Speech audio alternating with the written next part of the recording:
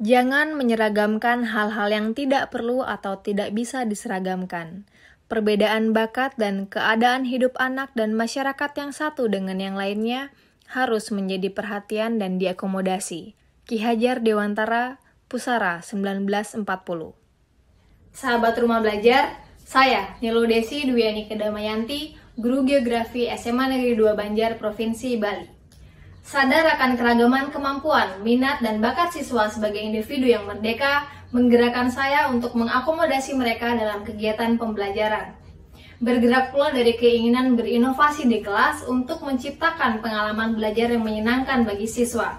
Untuk itu, saya menghadirkan berkalibrasi, berbasis proyek dengan nilai kearifan lokal dalam pembelajaran berdiferensiasi pada mata pelajaran geografi kelas 11 dengan materi persebaran sumber daya alam di Indonesia. Terlepas dari keterbatasan regulasi sekolah yang tidak mengizinkan siswa untuk membawa ponsel, pembelajaran ini tetap saya hadirkan dengan mempersiapkan secara matang untuk menghadirkan teknologi di dalam kelas. Diferensiasi pada pembelajaran ini terbagi dalam 3 bagian, yaitu diferensiasi konten, diferensiasi proses, dan diferensiasi produk yang saya laksanakan selama 2 kali pertemuan. Diferensiasi konten berkaitan dengan segala pertimbangan kebutuhan belajar siswa. Hal ini saya lakukan dengan melaksanakan asesmen diagnostik kognitif dan non-kognitif.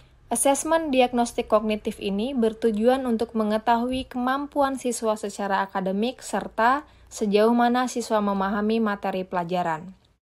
Asesmen diagnostik non-kognitif dilakukan untuk dapat memetakan kebutuhan belajar siswa dari aspek kesiapan belajar siswa, minat siswa, serta profil belajar siswa. Di kelas 11 MIPA 2, saya mengelompokkan minat siswa menjadi 3, yaitu minat akan teknologi informasi, minat akan bidang seni, dan juga minat akan broadcasting. Profil belajar siswa berkaitan dengan cara yang paling disenangi siswa agar mereka dapat belajar dan memahami pelajaran dengan baik. Terdapat siswa yang lebih suka belajar dengan kelompok besar, berpasangan atau kelompok kecil, belajar sendiri, serta dengan gaya belajar auditori, kinestetik, maupun visual. Saya tidak mengelompokkan siswa dengan kemampuan dan kategori yang sama, dengan tujuan agar siswa dapat menghargai perbedaan yang dimiliki oleh temannya, serta mengasah kemampuan siswa dalam menjalin komunikasi dan kerjasama dalam keberagaman. Selain itu, siswa juga dapat mengasah kemampuan dirinya, karena sejatinya gaya belajar tiap anak dapat berkembang, tak hanya terpaku pada satu gaya belajar saja. Siswa mencari data sesuai dengan tema umum yang mereka dapatkan dan berpencar sesuai dengan minat dan gaya belajarnya. Bagi siswa dengan gaya belajar visual, pencarian data dilakukan dengan membaca buku pegangan siswa, menggunakan portal resmi Rumah Belajar, serta Merdeka Belajar untuk mencari materi pendukung, mencari data pada portal resmi Kementerian ESDM, Kementerian Kelautan dan Perikanan, serta Badan Pusat Statistik, serta menonton video di kanal YouTube. Bagi siswa dengan gaya belajar auditori, pencarian data dapat dilakukan dengan mendengarkan podcast pada kanal YouTube. Siswa dengan gaya belajar kinestetik mencari data salah satunya dengan cara aktif bertanya kepada guru melalui metode wawancara. Pengolahan data dilakukan oleh siswa secara beragam. Terdapat kelompok siswa yang mengolah data secara digital dan manual. Terdapat 2 aplikasi yang digunakan dalam pengolahan data ini, yaitu ArcGIS serta Canva. Sedangkan pengolahan data serta pembuatan peta manual dilakukan siswa dengan menggunakan alat tulis dan penunjang lainnya. Peta dasar yang siswa gunakan telah saya siapkan sebelumnya baik dalam bentuk soft file maupun hard file. Tiap peta disajikan berbeda, yaitu peta dengan klasifikasi area wilayah, peta dengan data persentase, peta dengan gambar, dan peta dengan titik atau dot. Satu hal yang menjadi perhatian penting dalam proses penyajian produk ini adalah setiap kelompok siswa mengangkat kearifan lokal yang berbeda-beda. Tiap kelompok menjelaskan pemanfaatan sumber daya alam dengan nilai kearifan lokal daerah Bali. Dengan ini, siswa semakin merasakan kebermanfaatan dalam mempelajari materi persebaran sumber daya alam di Indonesia. Kegiatan penutup dilakukan dengan memberikan apresiasi serta penguatan kepada siswa karena telah berhasil dengan baik melakukan pembelajaran selama 2 pertemuan terakhir. Saya bersama siswa merangkum materi sebagai bentuk refleksi dan membahas hal-hal apa saja yang baik, serta kurang baik selama kegiatan berlangsung.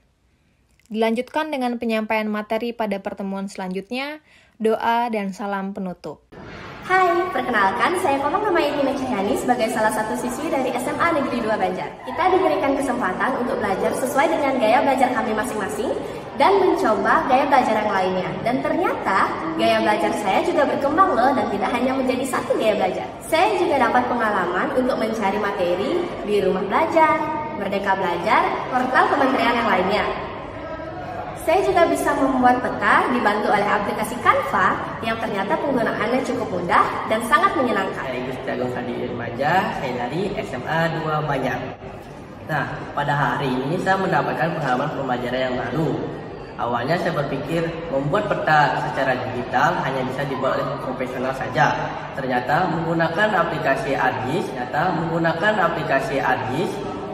membantu saya dan teman-teman saya membuat peta secara digital. Walaupun cara kami berbeda-beda, tapi kami bekerja sama menggunakan aplikasi ini. Saya berharap seterusnya semoga kami bisa menggunakan aplikasi yang keren lainnya. Halo, perkenalkan nama saya Eudiandra. Saya siswa dari SMA Negeri 2 Banjar. Pada pembelajaran kali ini, selain memahami materi terkait persebaran sumber daya alam, saya juga mengetahui kearifan lokal dalam pemanfaatan sumber daya alam itu sendiri. Dan tentunya hal ini mengajarkan saya untuk tetap menjaga kearifan lokal di daerah kami. Terima kasih.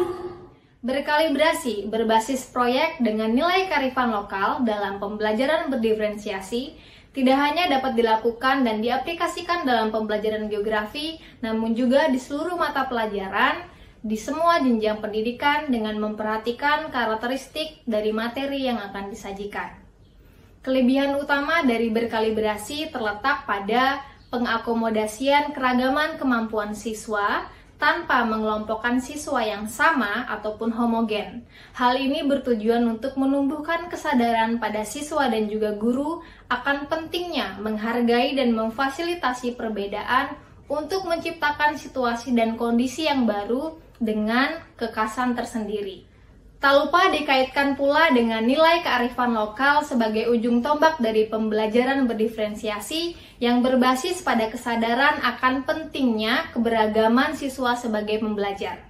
Sahabat Rumah Belajar, demikian praktik baik pembelajaran yang dapat saya bagikan. Semoga praktik baik pembelajaran ini dapat menginspirasi guru-guru di Nusantara dan tentunya dapat menyadarkan kita pada kenyataan bahwa anak-anak hidup dan tumbuh dengan kodratnya sendiri dan kita sebagai pendidik hanya dapat merawat dan menuntun tumbuhnya kodrat itu.